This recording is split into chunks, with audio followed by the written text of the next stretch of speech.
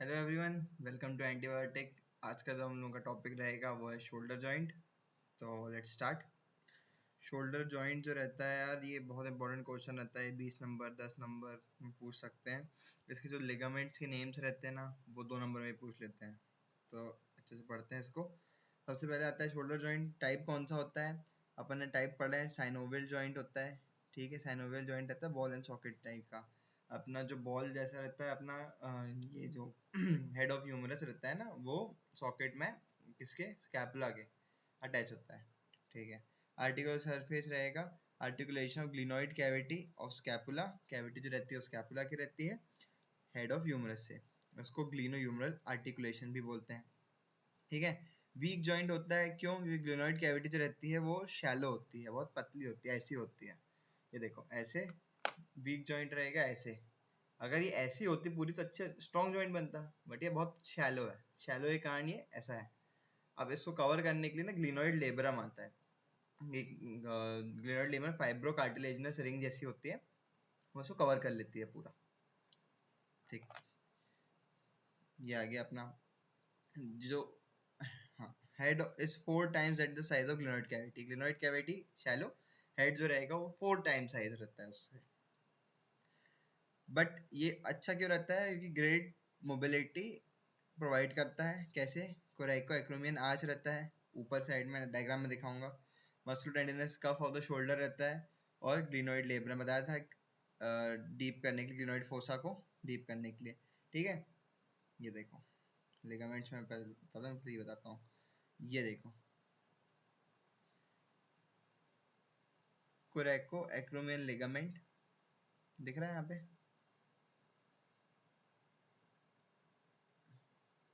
ठीक। ये coracoid process, ये डेल्टोइड। ठीक है। अब कोरेको एक्रोमियन एक आज की बात की है इसने यहाँ पे, है ना। तो इसी को बोलते हैं कोरेकोइड प्रोसेस। ये है एक्रोमियन, ये है कोरेकोइड प्रोसेस। इस ये जो पूरा बनाता है ना, इसको बोलते हैं कोरेकोइड प्रोसेस, एक्रोमियन और कोरेको एक्रोमियन लिगामेंट। इसी को बोलते हैं आर्च, जो ये आर्च जैसा बनाता है ना। ठीक। और इसमें रिलेशन आते हैं। ये डायग्राम इतना इजी और इतना अच्छा है ना, इसको 2 या 3 बार प्रैक्टिस करना सब याद आ जाएगा। पोस्टीरियर रिलेशंस, इंफीरियर रिलेशंस, अपने एंटीरियर रिलेशंस। ठीक है। एंटीरियर रिलेशंस क्या क्या हो जाएंगे अपने? ये दिख रहा है आगे, डेल्टोइड दिख रहा है अपन को यार। और क्या दिख रहा है? Coracobrachialis short head of biceps दिख रहा है। ठीक है। सबस्कैपुलर बर्सा दिख रहा है, सबस्कैपुलरिस दिख रही है। ठीक है। पेक्टोरलिस मेजर भी दिख रही है, एंटीरियर में डाल सकते हो। इंफीरियर में नीचे का दिख रही है, एक्सिलरी नर्व दिख रही है, long head of triceps. Posterior circumflex humeral vessels दिख रही हैं अपन को। पोस्टीरियर में, सॉरी ये इंफीरियर रिलेशन से ये हो जाएंगे अपनी। पोस्टीरियर में डेल्टोइड अच्छी बड़ी सी, डेल्टोइड इतनी बड़ी मसल है अपनी ना कि वो दोनों जगह दिख रही है। ये भी डेल्टोइड है और ये भी डेल्टोइड है। डेल्टोइड के हेड्स पड़े हैं अपन ने, तो वो वैसे कवर कर रहा है पूरा डेल्टोइड से। डेल्टोइड वाली एक बार वीडियो देख लेना, इसका कंसेप्ट क्लियर हो जाएगा तुम लोगों को कि वो पीछे और आगे दोनों कैसे रहता है। ठीक है। इंफ्रास्पाइनेटस आ गया अपने पास, टीरीज माइनर आ गया अपने पास पोस्टीरियर में। तो ये आ गया अपने रिलेशंस। पहले मैं रिलेशंस बता दे रहा हूँ। सुपीरियरली देख लिया अपन ने, कोरेको एक्रोमियन आर्च, सब acromion bursa, supraspinatus and deltoid. Acromion के जो नीचे रहेगा वो क्या हो जाएगा? सब एक्रोमियन बर्सा। एकदम सिंपल है। एक्रोमियन के नीचे स्पेस प्रेजेंट है, स्पेस को अपन ने क्या बोलते हैं? बर्सा। बिल्कुल आराम से हो जाएगा। ठीक है। ये देखो कोरेको acromion arch, कोरेको acromion ligament, coracoid process और अपना एक्रोमियन प्रोसेस, है ना। ये 3 चीज मिलके अपने कोरेको एक्रोमियन आर्च बनाते हैं। सुपीरियर हो गया। इनफीरियरली बताया था मैंने, नीचे क्या प्रेजेंट है अपना? ट्राइसेप्स ब्रेकियाई प्रेजेंट रहेगा, लॉन्ग हेड। ठीक है। साथ साथ में क्या प्रेजेंट रहेगा अपना? Axillary nerves, vessels. ठीक है। कौन सी वेसल प्रेजेंट रहेंगी? Posterior circumflex humeral. बिल्कुल। एंटीरियर आगे subscapularis, coracobrachialis short head of biceps brachii, सिर्फ देख के लिखना है। Posteriorly infraspinatus, teres minor, deltoid. Within the joint रहेगा tendon of long head of biceps brachii रहेगा। ठीक है। अब रिलेशंस हो गए अपने। अब मैं बताऊंगा लिगामेंट्स। लिगामेंट थोड़ा अच्छे से देखना। सबसे पहले जाएंगे कैप्सुलर लिगामेंट। अब कैप्सुलर लिगामेंट क्यों बोला है कि कैप्सूल जैसे पूरे कवर कर रहा है, पूरे जॉइंट को जो कवर करेगा उसको क्या बोल दिया अपन ने, capsular ligament. Very loose and permits free movement, it is least supported inferiorly, सबसे कम सपोर्ट कहाँ मिलेगा उसको, इंफीरियरली। इसलिए ऐसा क्लिनिकल भी आएगा अभी तो तुम लोग पढ़ोगे, तो उसमें बताते हैं कि जब भी अपना शोल्डर जॉइंट को डिसलोकेशन होता है वो सबसे ज्यादा इजीली कहाँ होता है, इंफीरियरली। क्यों? क्योंकि जो शोल्डर जॉइंट का कैप्सुलर लिगामेंट होता है वो सबसे लीस्ट कहाँ पे सपोर्टेड होता है, नीचे, इसलिए वो कॉमनली नीचे डिसलोकेट हो जाता है। So the dislocation damage closely related Exide nerve, नीचे क्या पढ़ी थी अपन, एक्साइड नर्व पढ़ी थी। अब अगर डिसलोकेट हो गया तो कौन सी नर्व डैमेज होगी, एक्साइड नर्व। ये एमसीक्यू भी बहुत बहुत बार पूछते हैं, बहुत कॉमन है। Medially capsule attach to the scapula beyond the supraglenoid tubercle and margins of the labrum. ठीक है, कैप्सूल अटैच कैसे हो जाएगा, स्कैपुला से अटैच हो जाएगा सुप्राग्लिनोइड ट्यूबरकल के बियॉन्ड में, और लेब्रम बताया था मैंने अभी, ग्लिनोइड लेब्रम फाइब्रोकार्टिलेजिनस रिब होती है उसके मार्जिन्स में। ठीक है, laterally attach to the anatomical neck of the humerus. ठीक है, एक्सेप्शंस होते हैं, लेटरली कहाँ से अटैच हो जाएगा, एनाटॉमिकल नेक से, बट कुछ एक्सेप्शंस क्या रहेंगे, नीचे से। नीचे देखो सपोर्ट कम रहेगा तो ये कहाँ तक चला जाएगा, सर्जिकल नेक तक चला जाएगा। ऊपर डेफिशिएंट हो जाएगा, क्यों, क्योंकि long head of biceps brachii की स्पेस देने के लिए। तो कहाँ कहाँ दो एक्सेप्शन हो गए, ये लेटरली अटैचमेंट तो पता चल गया अपन को, लेटरली अटैचमेंट कहाँ हो रहा है, अपना हो रहा है एनाटॉमिकल नेक पे, बट दो एक्सेप्शन, ऊपर नीचे। नीचे वाला एक्सेप्शन क्या रहेगा, अटैचमेंट कहाँ पहुंच जाएगा, वो एनाटॉमिकल नेक की जगह सर्जिकल नेक पहुंच जाएगी। ठीक है, उसके बाद ऊपर क्या रहेगा, डेफिशिएंट रहेगा, क्यों, क्योंकि अपना long head of biceps brachii की जगह के लिए। ठीक, आगे देख लेते हैं। reinforced by supplement band superior middle and inferior glenohumeral ligament, ये मैं भी तुम लोगों को 3D में सारे लिगामेंट दिखा दूंगा, बिल्कुल टेंशन मत लो। ठीक है, एकदम एक बार इमेजिन हो जाएगा ना तो बहुत इजी तरीके से याद हो जाएगा। कैप्सूल लाइन किससे करेगा, सैनुअल मेम्ब्रेन से। कोरेको ह्यूमरल लिगामेंट, नाम पढ़ो, कोरेको ह्यूमरल मतलब कोरेकॉइड प्रोसेस से लेके ह्यूमरस तक जा रहा है, पढ़। रूट ऑफ कोरेकॉइड प्रोसेस से neck of the humerus opposite to the greater tubercle रहेगा, स्ट्रेंथ करेगा। ट्रांसवर्स ह्यूमरल लिगामेंट, अब ट्रांसवर्स ह्यूमरल लिगामेंट अगर ह्यूमरस देखी हो तो उसमें से दो वो मिलते हैं, एक ग्रूव जैसा मिलेगा, है ना, ग्रूव मिलेगा, उसके आजू बाजू दो बॉर्डर रहेंगी ग्रूव की, तो उस ग्रूव को टनल में कन्वर्ट करने के लिए ये वाला ट्रांसवर्स ह्यूमरल लिगामेंट रहता है, ग्रेटर एंड लेसर ट्यूबरकल। ठीक है, बाइसेप्टल ग्रूव प्रेजेंट है ग्रेटर और लेसर ट्यूबरकल के बीच में, तो ये जो रहेगा ये क्या करेगा, उसके ऊपर एक हुड जैसा कवर जैसा कवर कर लेगा, जिसके अंदर से जो भी अपन को पास करना है वो पास हो जाएगा। उसके अंदर से पास क्या होगा, long head of biceps brachii, है ना। ये देखो, अब समझ में आया, ऊपर सुपीरियरली से निकल के, मैं कलर चेंज कर ले रहा हूँ, सुपीरियर से निकल के बाइसेप्स ब्रेकियाई का लॉन्ग हेड कहाँ जा रहा है, ट्रांसवर्स ह्यूमरल लिगामेंट के अंदर से पास, मतलब बाइसेप्टल ग्रूव से होते हुए निकल रहा है। ठीक, ग्लिनोइड लेब्रम फाइब्रोकार्टिलेजिनस रिम बताया था, कवर करेगा margin of glenoid cavity, increase कर देगा डेप्थ ऑफ कैविटी। ये देखो, ये दिख जाएगा तुम लोगों को, ये देखा, जॉइंट कैप्सूल दिख गई। ठीक, ग्लिनोइड लेब्रम दिख गया। अब नीचे क्या दिख रही है, एक्साइड नर्व, अगर मैं डिसलोकेट कर दूं तो एक्साइड नर्व डैमेज हो जाएगी। ठीक है, ये हो गया अपने सारे वो लिगामेंट्स। बर्सा होते हैं, बर्सा क्या होता है, स्पेसेस होते हैं, बिल्कुल ज़्यादा लोड मत लेना।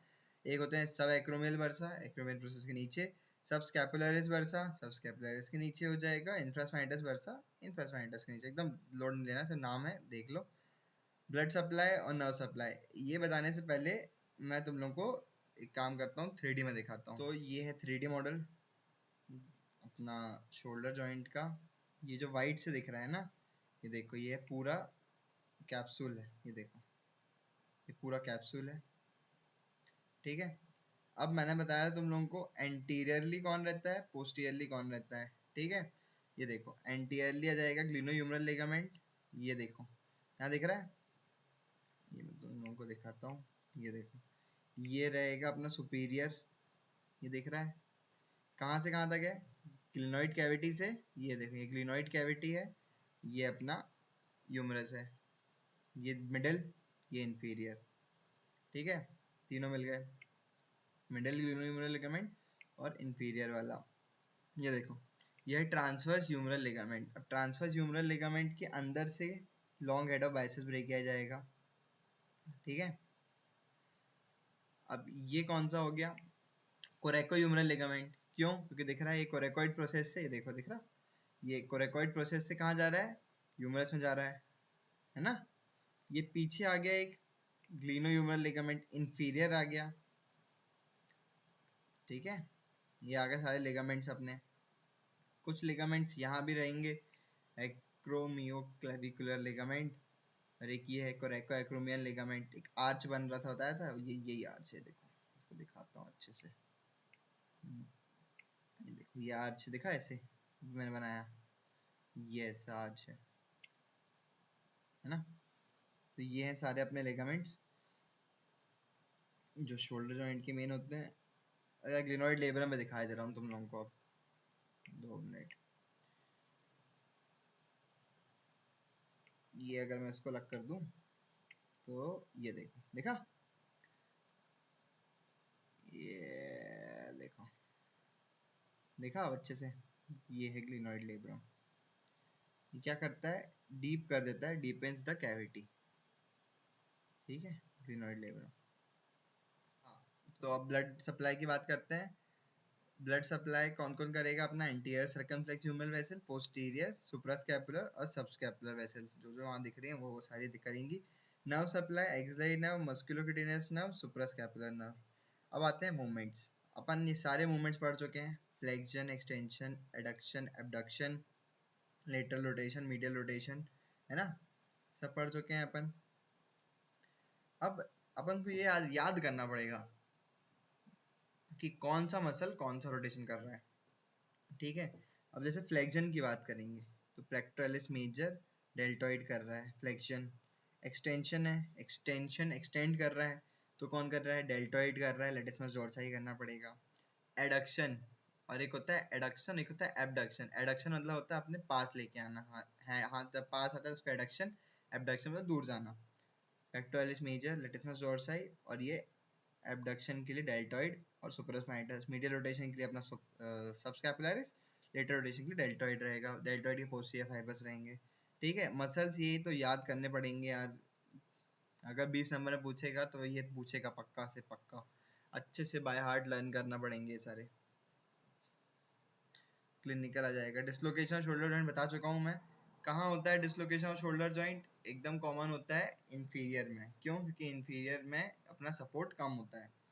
ठीक है, और आर्टिकुलर सरफेस जो डिस्प्रोपोर्शनल साइज होता है ना, अपन ने देखा था कि अपना ये है अपनी स्कैपुला की कैविटी, और 4 टाइम्स बड़ा उसका हेड ऑफ ह्यूमरस रहता है, इसलिए। और dislocation most commonly occur inferiorly because of joint is least supported below. Frozen shoulder एक आता है, clinical condition characterized by painful and uniform restriction of all movement of shoulder joint रहता है। क्यों? क्योंकि joint capsule अगर shrink हो गया किसी कारण से, अगर joint capsule shrink हो गया, मतलब अगर तुम मान लो अगर तुमने से पकड़ा हुआ है कुछ भी चीज, जैसे मैंने ये पकड़ी है, इसको मैंने लूजली पकड़ी है ना, और तो ये मूवमेंट हो रहा है, अगर मैं इसको एकदम जोर से पकड़ लूँ तो मूवमेंट रेस्ट्रिक्ट हो गया, है ना, रेस्ट्रिक्ट हो गया मूवमेंट। ऐसी शोल्डर के साथ भी होगा, शोल्डर में भी मूवमेंट आराम से हो रहा है। क्यों? क्योंकि जो अपना वो है मेन अपना जॉइंट कैप्सूल है ना, वो उसको लूजली पकड़ा हुआ है। अब जॉइंट कैप्सूल से टाइट कर लिया, मतलब किसी डिसीज के कारण या कुछ कंडीशन के कारण अगर जॉइंट कैप्सूल श्रिंक हो गया तो उसने जोर से पकड़ लिया तो मूवमेंट रिस्ट्रिक्ट हो गए। ये जो मैंने नोट्स प्रोवाइड किए हैं ये बिल्कुल परफेक्ट नोट्स हैं, ये मैं टेलीग्राम पे अपने डाल दूंगा, जाके डाउनलोड कर लेना। तो थैंक्स फॉर वॉचिंग।